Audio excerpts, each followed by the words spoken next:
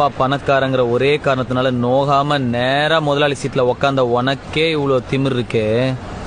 அப்பா அம்மா கஷ்டப்பட்டு ஸ்கூலுக்கு டொனேஷன் கட்டி எல்கேஜில இருந்து 10வது வரைக்கும் ஃபெயில் ஆகாம படிச்சு 10வதுல ஈஸியான குரூப் எல்லாம் விட்டுட்டு இந்த குரூப் எடுத்தாதான் இன்ஜினியர் ஆக முடியும்னு கஷ்டமான குரூப்பா எடுத்து பிசிக்ஸ்க்கு ஒரு டியூஷன், கெமிஸ்ட்ரிக்கு ஒரு டியூஷன், மேக்ஸுக்கு ஒரு டியூஷன் ரோடா அலைஞ்சு அதுக்கு ஃபீஸ் கட்ட பெத்தவங்கள வேற ரோடா அலைய விட்டு பப்ளிக் எக்ஸாம்ல பாஸ் ஆகிறதுக்கு நைட் எல்லாம் பிளாஸ்க்ல டீ வச்சு படிச்சு காலையில அலாரம் வச்சு எந்திரிச்சு படிச்சு அதுல வாங்குற மார்க் எல்லாம் பத்தாம டிஎன்பிசி எக்ஸாம்க்கு வேற தனியா ஒரு 2 மாசம் உட்காந்து படிச்சு அதுல வாங்குற கட் ஆஃப் மார்க் யூஸ்லெஸ்ஸா போய் அம்மா நகைய அடமா வச்சு காலேஜ்ல சீட்டு வாங்கி ஃபர்ஸ்ட் இயர்ல இருந்து 4th இயர் வரைக்கும் வச்ச அரியர்லாம் 4th இயர்ல மொத்தமா கிளியர் பண்ணி இந்த சொசைட்டிக்குள்ள நுழைஞ்சா இந்த சொசைட்டி என்ன வேலை இல்லைன்னு செருப்பால அடிச்சு ரோடா வேலை தேடி அலைஞ்சு 3 வருஷம் 4 வருஷம் வீட்டுல தண்டமா உக்காந்து அப்பா என்ன தண்டச்சோறு திட்டி சாப்பிடுற ஒவ்வொரு வாய் சாப்பாடும் தொண்டையில சிக்கி